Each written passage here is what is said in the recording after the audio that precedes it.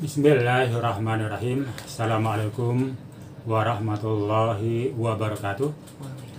Alhamdulillahirabbil alamin. Wassalatu wassalam ala rasulillahi Muhammadin wa ala alihi wa sahbihi wa man ittaba'ahum bi ihsanin ila yaumiddin wa sallama tasliman katsira amma ba'd. Ikhwani fillahi azakumullah, usikum wa iyaya bitaqwallah. Kama qala ta'ala fi kitabihil karim, a'udzu billahi minasy syaithanir rajim. Ya ayyuhalladzina amanu taqullaha haqqa tuqatih wa la tamutunna illa wa antum muslimun. Wahai orang-orang yang beriman, bertakwalah kepada Allah dengan takwa yang sebenar-benarnya, dan janganlah mati kecuali mati dalam keadaan tetap beragama Islam. Saudaraku kaum muslimin dimanapun Anda berada, dan juga para pendengar yang kami muliakan, tentunya tidak lupa senantiasa ini kita ingatkan, mari kita senantiasa meningkatkan rasa syukur kita kepada Allah Subhanahu wa Ta'ala atas segala karunia dan nikmatnya. Bahwa barang siapa yang bersyukur atas nikmat Allah, maka Allah berjanji, la azidannakum, sungguh aku akan menambah kepada kalian akan nikmat itu. Tapi sebaliknya barang siapa yang kufur, tidak bersyukur, maka Allah memberikan satu wa'id, satu ancaman, inna adabi lasyadid, sesungguhnya siksaanku amatlah dahsyat. Nah, kita berharap dan berusaha mudah-mudahan kita termasuk hamba-hamba Allah yang senantiasa bersyukur. Dalam keadaan kita bahagia, dalam keadaan kita kurang bahagia, dalam keadaan kita longgar ataupun dalam keadaan kita sempit, artinya dalam keadaan apapun, bahwa kita senantiasa yaitu menunjukkan yaitu rasa syukur kita kepada Allah Subhanahu wa Ta'ala.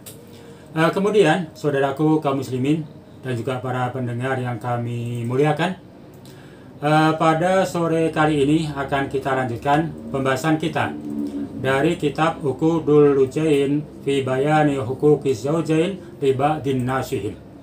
Adapun yang akan kita sampaikan yaitu adalah terjemah dari kitab Uqudul Lujain, yaitu yang diberi nama oleh mu'alif Hidayatul Arisain. Ya, ini kitabnya. Bagi yang punya, yang memiliki, mangga silakan untuk dibuka. Jadi kita pembahasannya adalah pembahasan yaitu kitab Hidayatul Arisain. Ini terjemah dari kitab Uqudul Lujain. Untuk menyingkat waktu yang ada, bahwa kemarin telah kita sampaikan yaitu pada halaman yang keempat.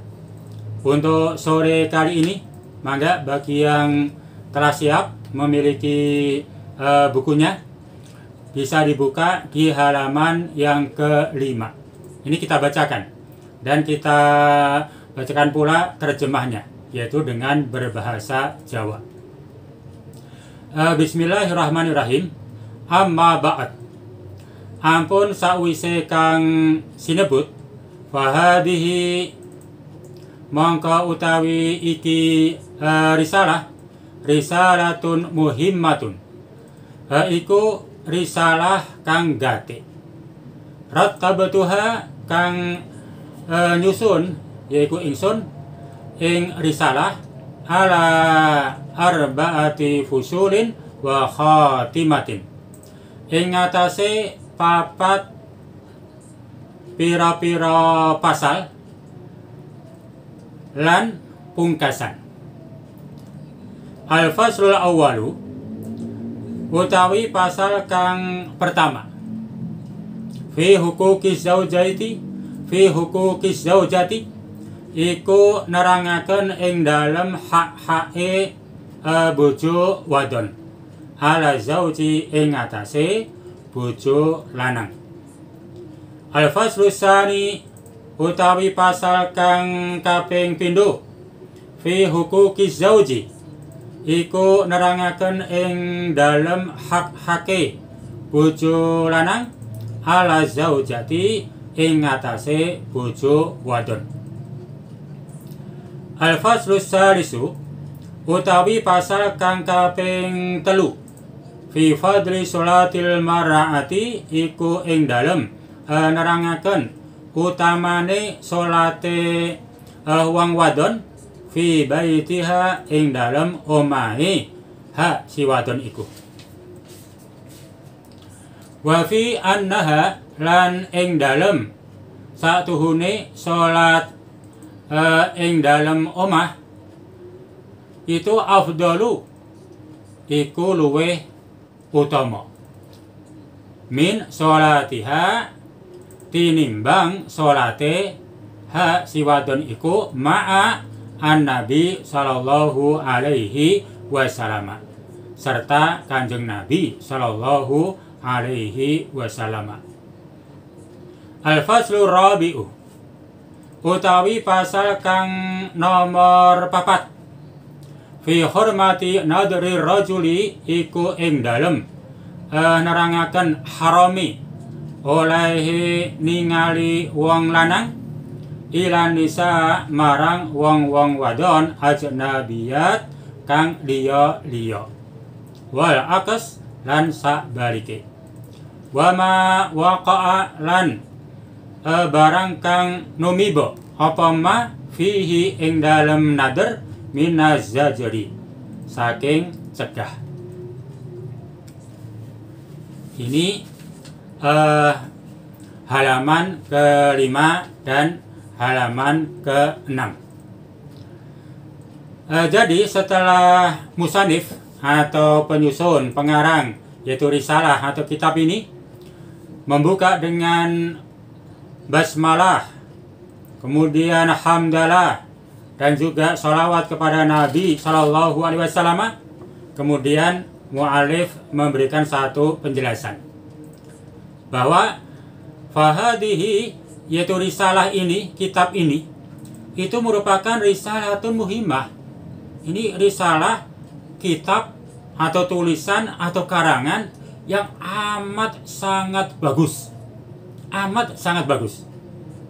dan sangat penting. Loh, kenapa dikatakan ini amat sangat bagus dan amat sangat penting? Sebab di dalamnya itu berisikan banyak pelajaran-pelajaran ataupun ilmu pengetahuan tentang kerohaniahan, yaitu petunjuk-petunjuk Allah dan Rasul yang membahas tentang hak dan kewajiban pasutri, pasangan suami istri. Yang tentunya kalau hal ini dipahami, itu insya Allah akan dapat membentuk satu rumah tangga yang sangat diidam-idamkan. Rumah tangga yang tenang, yang tentram, rumah tangga yang akur, rukun, guyub antara suami istri, bahkan semua anggota yang ada dalam rumah tangga itu, rumah tangga yang bisa mengatur yaitu rumah tangganya dengan baik, atau biasa sering disebut dengan rumah tangga yang sakinah, mawaddah, warahmah. Itu dikatakan ini merupakan satu risalah yang muhimmatun, yang sangat bagus dan sangat penting. Nah, kita sebagai seorang muslim tentunya ingin tahu bagaimana yaitu isi yaitu kitab ini. Kemudian dijelaskan bahwa metode dalam penulisan atau penyusunan yaitu risalah atau kitab ini, bahwa musonif atau pengarang risalah ini yaitu menyusunnya atas 4 pasal. Di sana ada 4 pasal dan ditambah 1 khotimah yaitu penutupan. Lah, apa 4 pasal tersebut? Al-faslul awwalu, bahwa pasal yang pertama itu fi huquqi zaujati ala zauj, yaitu menerangkan tentang hak-hak istri atas suami. Hak itu, yang dimaksud hak yaitu adalah sesuatu yang diterima. Sehingga kalau itu merupakan hak istri, adalah sesuatu yang diterima oleh istri. Dan ini merupakan kewajiban bagi suami. Kewajiban artinya adalah sesuatu yang harus diberikan. Kalau ini membicarakan tentang hak istri atas suami, artinya sesuatu yang harus diterima oleh istri dari suami. Atau dengan kalimat lain, ini pasal pertama membahas tentang kewajiban seorang suami terhadap istrinya. Artinya seorang suami, seorang laki-laki, dia berkewajiban untuk memberikan sesuatu yang terbaik, yaitu kepada istrinya. Ini pada pasal yang pertama. Dan juga nanti dalam pasal pertama ini kalau kita perhatikan sangat bagus. Ini membahas antara lain tentang perlakuan baik suami terhadap istri, juga membahas tentang nafkah, mas kawin, serta pemberian lain dari suami. Di samping itu juga bahwa kewajiban suami memberikan pelajaran, yaitu kepada istrinya, terutama tentang ilmu-ilmu agama. Baik ilmu-ilmu yang sifatnya mujmal, global, ataupun yang tafsil, yang rinci. Dan ini merupakan kewajiban seorang suami, atau menjadi haknya istri, supaya mendapatkan yaitu pendidikan, pengajaran dari suaminya. Demikian pula dalam bab 1 ini akan kita dapatkan di sana ilmu yang sangat penting sekali, yaitu mengenai masalah haid. Dan seorang wanita, seorang istri ini wajib untuk jujur kepada suaminya, apakah dia sedang haid atau tidak, dan lain sebagainya. Sehingga ini sesuatu yang sangat muhimmah, sangat penting. Ini perlu kita ketahui. Baik suami, apalagi yang ini merupakan kewajibannya, harus dan wajib, yaitu mengetahui. Kemudian pasal yang kedua, al-faslus tsani, itu fi huquqiz zauji ala zaujah, menerangkan tentang hak-haknya suami atas istrinya. Jadi tadi kita sampaikan yang namanya hak itu adalah sesuatu yang diterima. Ini hak suami, artinya sesuatu yang akan diterima oleh suami. Dari siapa? Ya dari istrinya. Berarti istri harus memberikan sesuatu yang terbaik, yaitu untuk suaminya. Sehingga bab yang kedua pun bisa dengan kalimat ini merupakan kewajiban, yaitu seorang istri, yaitu kepada suaminya. Itu bab yang kedua. Dan dalam bab yang kedua ini pun nanti akan kita dapatkan beberapa masalah yang penting. Misalkan ketaatan istri kepada suami selama hal itu bukan perkara yang maksiat. Jadi ketaatan atas makhluk yaitu hanya dalam perkara yang baik.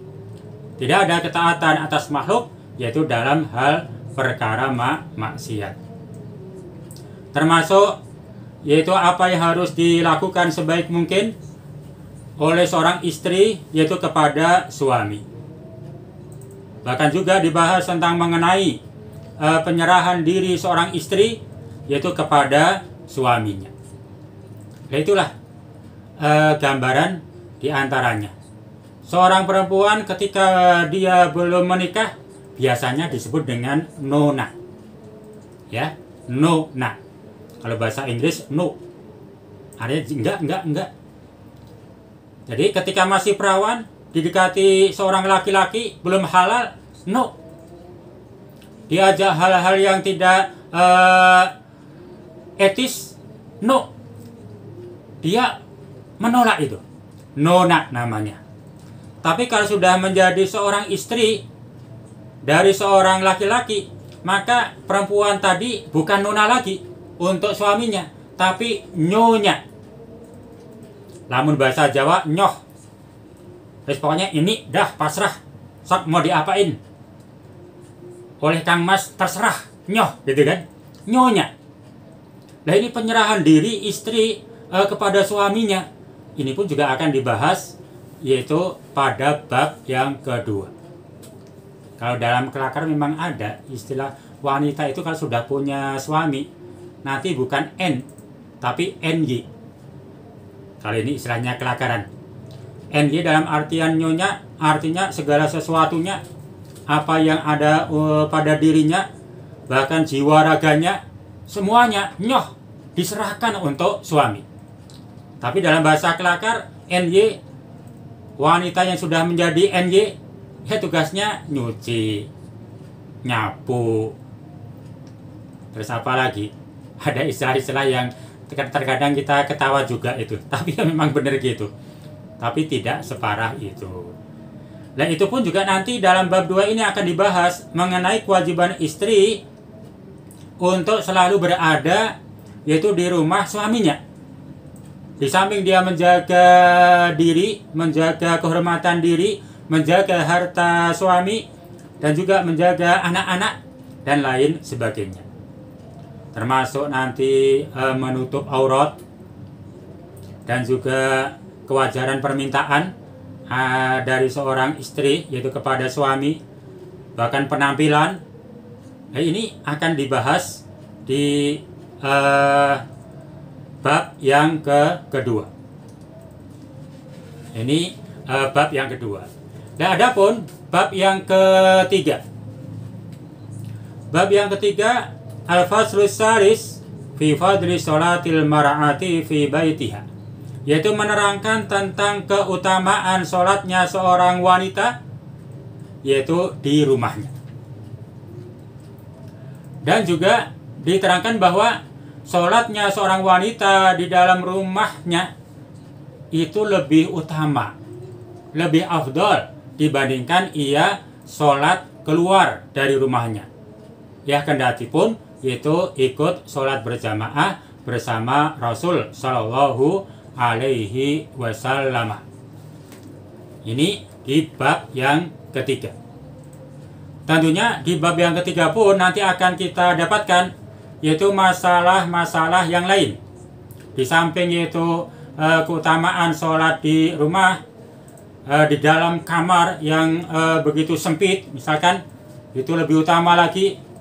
Dan juga yaitu dibicarakan tentang sholat di masjid bersama Nabi Shallallahu Alaihi Wasallam atau berjamaah di masjid. Ini di bab yang ketiga. Dan juga menyinggung perkara-perkara pengaruh setan yaitu terhadap para wanita.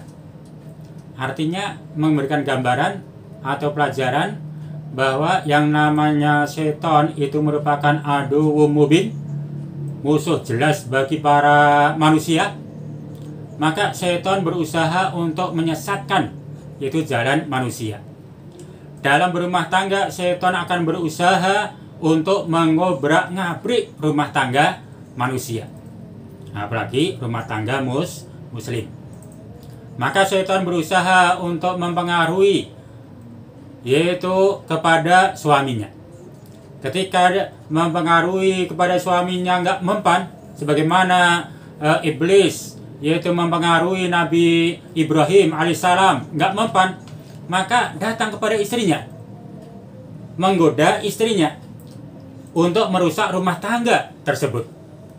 Bahkan nanti kalau sampai dari sisi istri nggak mempan juga, iblis laknatullah akan merusak rumah tangga manusia yaitu melalui jalan anak-anak mereka. Ini akan disinggung di bab yang ketiga.